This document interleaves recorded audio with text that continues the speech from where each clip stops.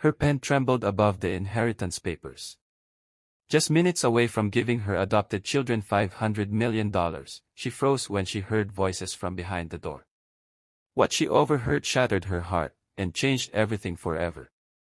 The sun was setting behind the tall glass windows of Margaret's mansion, painting the room in shades of gold and crimson.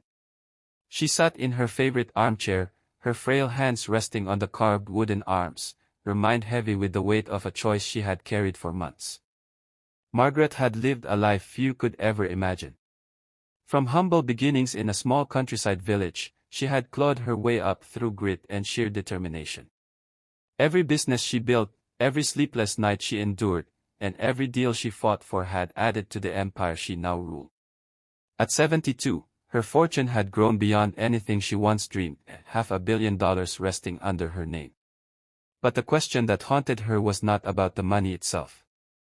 It was about who should inherit it when she was gone. She had no biological children of her own. Years ago, unable to have kids, she had opened her heart to adoption, taking in 3 children who had been abandoned by the world. Ethan, the oldest, had been quiet and observant, with sharp eyes that reminded her of herself when she was younger. Clara, gentle yet ambitious, had always filled the house with laughter. And Daniel, the youngest, had carried a mischievous charm that could melt even her sternest moods. To Margaret, they were her world, her family. As she sat in silence that evening, she thought about the years they had spent together. She remembered Ethan's first school award, Clara's piano recital, and Daniel's endless energy running through the gardens. They had brought life into her lonely home and warmth into her tired heart. They deserve it all, she whispered to herself, her eyes glistening. The decision was made. The empire she had built with her blood and tears would not go to distant relatives or strangers. It would belong to the 3 souls she had raised as her own. She reached for her phone and dialed her lawyer, her voice steady as she said, "It's time. Prepare the inheritance papers." Little did Margaret sat by the window the next morning, sipping her tea as the garden outside bloomed in shades of red and white roses. She thought about how life had given her wealth but had almost denied her the one thing she longed for, children. Years ago, when doctors told her she could never conceive, it felt like her heart had been ripped apart. For months, she drowned herself in work, trying to fill the emptiness with success. But money could never replace the sound of small footsteps in the hallway or the comfort of a child's laughter. That was when she decided adoption was not just an option but her destiny. The day she first held Ethan in her arms, he had been 6 years old, frightened and withdrawn. He clung to her coat with trembling fingers, his dark eyes filled with fear. She remembered kneeling down, gently brushing his hair away, and whispering, "You're safe now. You'll never be alone again." Those words weren't just a promise, they became her mission. A year later, Clara entered her life, full of sunshine and questions. Clara had been the one who filled the silent mansion with piano music and cheerful humming. Daniel came last, only 4 years old, mischievous yet desperate for affection. Together, the 3 transformed Margaret's cold house into a home. Over the years, she gave them everything: education in the best schools, holidays in faraway places, and celebrations filled with love. Yet she never spoiled them without values. She taught Ethan discipline, encouraged Clara's creativity, and guided Daniel's restless spirit. To her, the money she earned wasn't meant for palaces or luxuries, it was meant to secure their future, to ensure they would never know the struggles she once endured. As she gazed at their framed photos on the mantelpiece, Margaret's heart swelled with pride. They were not bound to her by blood, but by choice, by love, and by years of sacrifice. To her, they were her true children, and she often reminded herself, family isn't who you're. The air inside Margaret's mansion felt different that evening. The grand dining hall, usually quiet and solemn, was filled with warmth. The long table had been set with gleaming silverware, crystal glasses, and soft candles that flickered like watchful eyes. Margaret had decided tonight was the night she would bring her children together, not just for dinner, but to celebrate what she believed would be a turning point in all their lives. She wanted it to be perfect, a memory etched forever in their hearts. Ethan arrived first, carrying his usual presents. He greeted his mother with a polite hug, his smile practiced yet convincing. "You look beautiful, Mother," he said, placing a small bouquet of lilies in a vase nearby. Margaret's heart swelled with pride. He had always been thoughtful, always attentive. Moments later, Clara swept into the hall, her laughter echoing against the marble walls. She kissed Margaret on both cheeks, her perfume lingering in the air. "I've missed you so much," Clara said, slipping her hand into her mother's as though she were still a little girl. Then came Daniel, the youngest, with his easy charm and restless energy. He embraced Margaret tightly, joking, "Don't get too emotional, Mother. I'm here to make sure no one eats all the dessert." His playful tone made everyone laugh, and for a moment, Margaret felt complete. As they sat down, her lawyer quietly slipped into the room, carrying a leather briefcase. Margaret had asked him to be present, though her children didn't yet know why. She wanted to surprise them after dinner, to tell them that everything she owned, every dollar, every property, every piece of her empire, would soon be theirs. Watching them chatter and laugh over the meal, she felt certain she had made the right choice. She believed this dinner would be the beginning of a legacy of love, trust, and unity.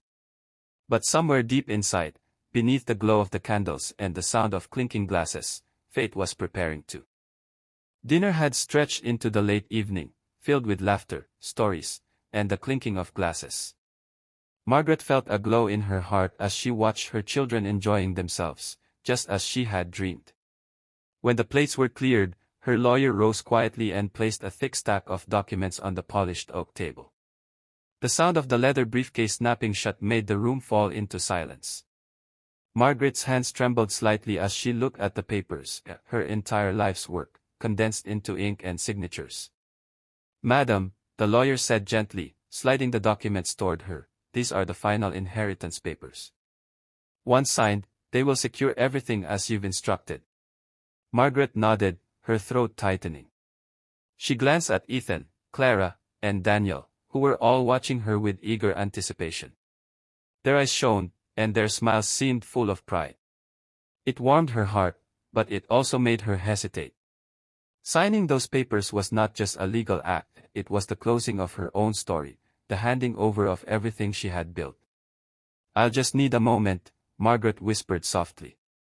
She pushed back her chair and stood, her silk dress brushing against the floor. The air suddenly felt too heavy, the walls too close. She needed to breathe, to gather herself before making a decision that would outlive her. She excused herself politely and walked down the long hallway, her footsteps echoing against the marble floor. As she passed the portraits of her younger self and the empire she had built, she felt a rush of emotions, pride, relief, but also a flicker of fear. She wondered if she had done enough, if her children truly understood the sacrifices behind this wealth. Stopping for a moment by the library door, she closed her eyes and whispered, "This is for love, not for greed. They will honor it. They must." But just as she turned to head back to the dining hall, faint voices drifted through the library door, sharp and hushed, carrying wa. Margaret froze in her tracks, her hand hovering just above the brass handle of the library door. At first, she thought the voices were her imagination, echoes of memories in a house too full of silence. But then Ethan's voice cut through clearly, low and sharp. "She's almost done with the signing. After that, it's only a matter of time before we get it all." The words seemed to slam against Margaret's chest, leaving her breathless. Her heart pounded so hard she feared they might hear it from inside. She leaned closer, pressing her ear gently against the wooden door.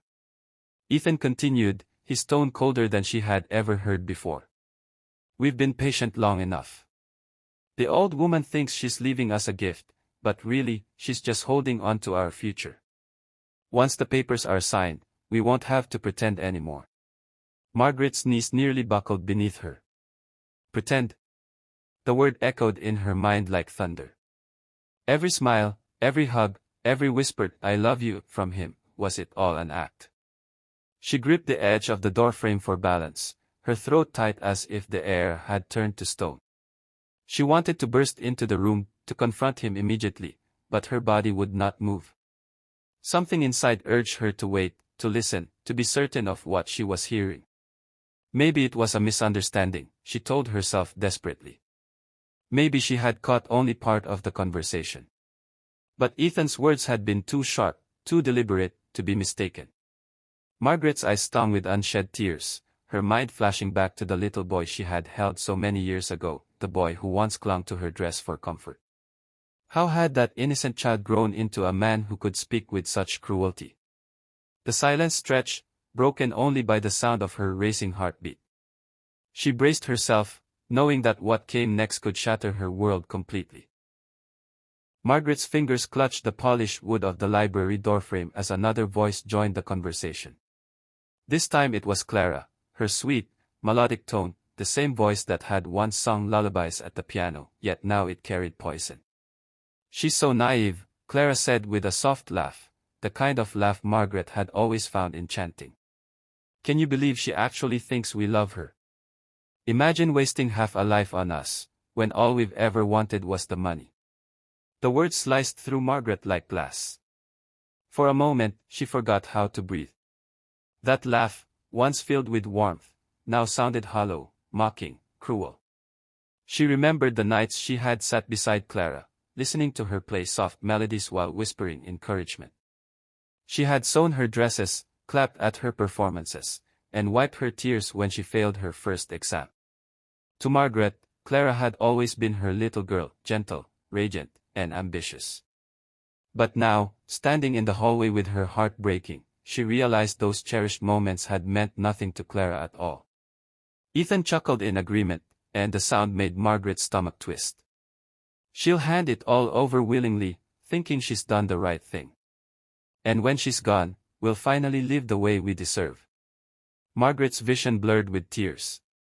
She leaned her forehead against the door, fighting the urge to burst inside and scream. Her children, her pride and joy, were revealing themselves to be strangers she had never known. Their love, which she thought was unshakable, was nothing more than a mask they wore for her benefit. The laughter inside the library grew louder, filling her ears like a cruel melody. It was Clara's laugh again, bright, beautiful, but twisted with greed. To the world, it would sound like joy. But to Margaret, it was the sound of her heart breaking, of trust dying, of a love betrayed beyond repair. And though the night still glittered with candlelight in the dining hall, for Margaret. Just as Margaret thought her heart could bear no more, another voice joined in, the one she least expected. Daniel's. The youngest, her mischievous boy, the one who used to cling to her skirts and beg for just one more bedtime story. His voice was casual, almost playful, yet laced with cruelty that made Margaret's blood run cold. "Let's just keep smiling tonight," he said with a mocking chuckle. "After she signs, it's just a matter of waiting. She can't live forever. Then we split the fortune. No more old woman holding us back." Margaret staggered back a step, pressing a trembling hand against her chest. For years, Daniel had been the light of her home, the child who once scribbled crayon drawings of their family and proudly stuck them on the fridge. She remembered how he would crawl into her bed during thunderstorms, whispering, "Don't leave me, Mama." Every memory she held of him was filled with tenderness, with innocence. But the words she had just heard stripped those memories bare, leaving nothing but betrayal. Her breath came in shallow gasps as if the walls themselves were closing in. Each syllable from Daniel's lips was a knife, twisting deeper into her soul. The playful tone that once brought her joy now carried venom. He spoke of her not as a mother, but as an obstacle, someone to endure until she was gone. Inside the library, Clara giggled, and Ethan muttered his agreement. Their unity in cruelty felt like a noose tightening around Margaret's heart. She pressed herself against the wall, her body trembling, her spirit crushed under the weight of truth. The children she had loved, raised, and cherished were plotting her end, not with weapons, but with indifference and greed. Silent tears rolled down her cheeks as she realized the depth of their deception. Love, she thought bitterly, was the one thing she had given them without measure. And yet, in their voices, she found no love at all, only hunger for what her death would bring. In that moment, Margaret Kn. Margaret slid down the cold wall of the hallway, her body trembling as though every bone inside her had turned fragile. The laughter and voices from the library still rang in her ears, echoing with cruel clarity. Each word replayed over and over, striking her heart until she thought it might burst from the pain. She pressed her hand to her chest, whispering, "No, no, it can't be true." But the truth was undeniable. Her children, the ones she had loved more than life itself, had revealed their true hearts. They didn't see her as a mother, or even as a person. To them, she was a barrier between themselves and $500 million. Silent tears streamed down her face, smudging the makeup she had so carefully applied earlier that evening. She remembered how proud she had been to host this dinner, believing it would become a cherished family memory. Now it felt like a cruel joke, her hopes mocked by the very people she had devoted her life to. Images of the past rushed through her mind, Ethan holding her hand during his first day of school, Clara crying on her shoulder after a broken friendship, Daniel clutching his teddy bear as he whispered that he loved her. Each memory once filled her with joy, but tonight they stabbed at her, transformed into lies by the betrayal she had overheard. Her sobs were silent, but they shook her body violently. She had built an empire with her own two hands, yet in this moment, she felt poorer than she had ever been. Money could buy houses, cars, and jewels, but it could not buy loyalty, or honesty, or love. And love was the only thing she had ever truly wanted from them. Clutching the folds of her dress, Margaret forced herself to rise. She wiped her tears with the back of her hand, leaving streaks across her face. The heartbreak inside her didn't fade, but something else began to take root, a cold, steely resolve. If her children thought they could fool her, they were mistaken. Tonight, the truth had broken her. But tomorrow, it. Margaret lingered in the dim hallway, her heart still shattered, her mind swirling with betrayal. She wanted to scream, to storm into the library and demand how they could speak of her that way after everything she had sacrificed. But instead, she drew in a long, shaky breath and forced her shoulders to straighten. She could not let them see her broken, not yet. Wiping the last traces of tears from her face, she walked slowly back toward the dining hall, each step heavy as if her legs carried the weight of her entire life. When she entered the room, the warm glow of candles and the gentle clinking of glasses greeted her. Ethan looked up and smiled, that same polished smile that now felt like a mask.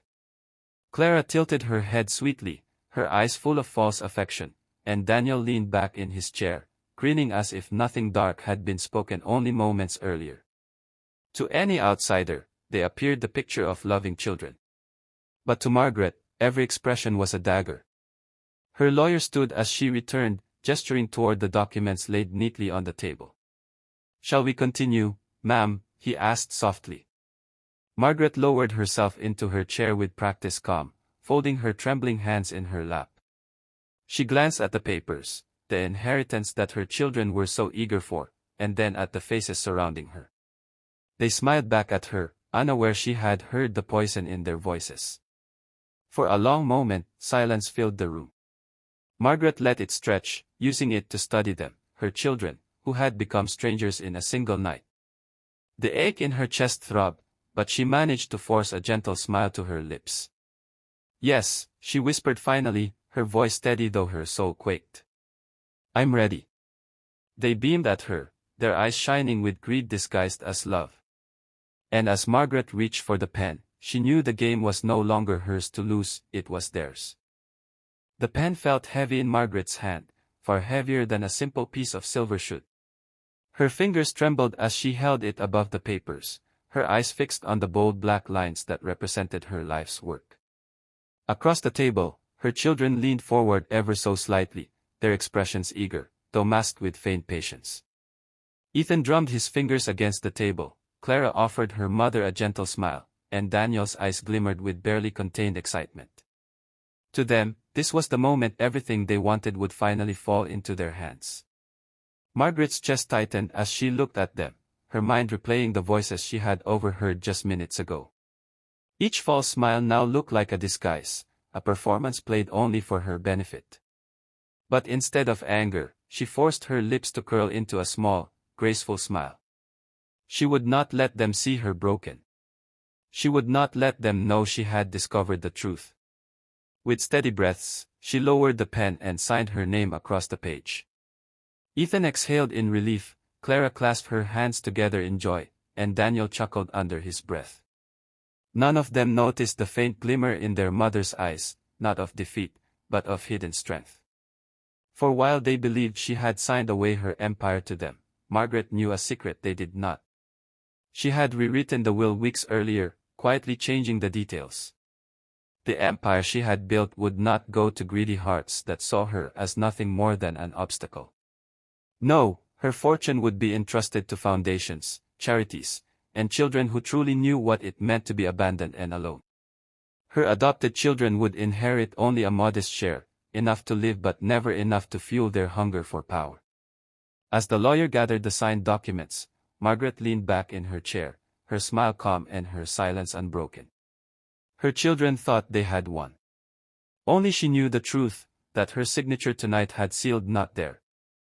The dining room glowed with candlelight as the lawyer carefully placed the signed papers back into his briefcase. Ethan leaned back with a satisfied smirk, Clara clapped her hands lightly as though the future had already arrived, and Daniel's grin stretched wide. To them, it was victory, simple and sweet. Margaret, however, sat quietly, her expression calm, her heart a battlefield of sorrow and resolve. They did not know the truth. Weeks earlier, long before this dinner, she had lain awake night after night, plagued by unease. She had always trusted her children, yet something inside her urged caution. She had summoned her lawyer in secret, explaining her decision with a heavy but firm voice. The will was rewritten so that the empire she had built would not fall into careless hands. Instead, the majority of her wealth would fund hospitals, orphanages, and scholarships for children who had no one to protect them. She wanted her fortune to heal, not destroy. Ethan, Clara, and Daniel would not be left empty-handed. She had given them enough to live comfortably, but no more than what was fair. Now, as they sat across from her, basking in their false triumph, Margaret studied them carefully. Their smiles, their greedy glances at one another, the way Daniel rubbed his palms together, all of it confirmed she had chosen wisely. If she had not trusted her instincts, she would have doomed her life's work to the very greed now staring her in the face. "Everything is settled, Mother?" Clara asked sweetly, her voice dripping with faint affection. Margaret nodded slowly, her smile serene. "Yes, my dear," she replied, her words carrying a weight none of them could hear. "Everything is exactly as it should be." Her children exchanged satisfied looks, never once suspecting the storm she had quietly unleashed beneath their feet. Margaret sipped her wine with steady grace, her silence her shield. The twist had already been written, and soon, the world would know her true legacy, one. The night drew to a quiet close, the clinking of glasses fading into the soft hum of the grandfather clock in the hall. Ethan, Clara, and Daniel rose from their seats, their faces glowing with the belief that their futures had just been secured. Each kissed Margaret's cheek with practiced affection before retreating to their rooms for the night. Their footsteps echoed up the staircase, leaving Margaret alone at the long table. She sat still, staring at the candle flames as they flickered, her reflection dancing in the crystal glass before her. A silence settled over her, but it was not the silence of defeat, it was the silence of a woman who had seen the truth and acted with courage. Her heart still ached with betrayal, yet beneath the pain, there was also peace. She had done what was right. She had not allowed greed to destroy the empire she had built. Her fortune would live on in the hands of those who truly needed it. The children she had once called her own would never understand it, but in the end, her legacy would be one of compassion, not corruption. Rising from her chair, Margaret walked slowly through the grand hall, pausing at the portraits of her younger self. She smiled sadly at the painted eyes that stared back at her, as if the woman in the frame were reminding her of the battles she had already won. This battle, though heartbreaking, was just another victory, one fought not with power or money, but with wisdom and restraint. At the top of the staircase, she looked toward the closed doors of her children's rooms. "I gave you everything," she whispered softly, her voice trembling with both sorrow and finality. But you chose greed over love. And now, I must choose what is right over what is easy. Turning away, Margaret headed to her study, where the lawyer's sealed briefcase rested. She laid a gentle hand on it, her heart steady at last. Goodbye, she whispered, not to life, but to the illusion of family she once believed in. Her true legacy was safe,